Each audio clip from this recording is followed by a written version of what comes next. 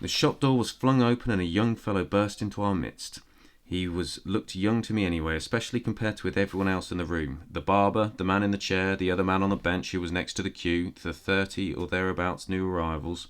Fit looking too, but manic. Blood vessels on his temples stood out, his neck was corded, pulsing.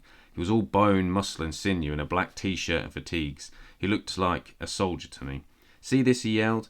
He was an instruction, not a question. He stood motionless, pointed at his own head, as if he'd had a gun handed to it.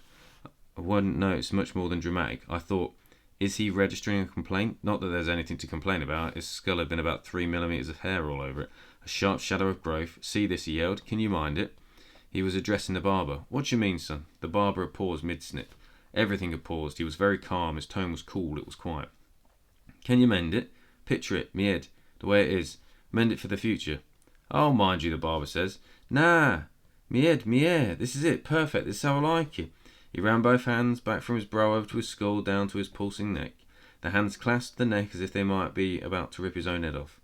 If I come in again, can you cut it for us like this? A number 2, I'd say, the barber said. I can do that. But perfect, like this. Can you do it exact same? He froze in the stance he had mused on entry.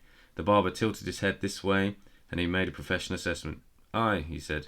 Brilliant, the man said. Be back in 3 days. Then he burst into the street again. Everything was wonderfully still. We were all breathed out. Then the scissors snipped again. The barber shook his head. Aye, he said.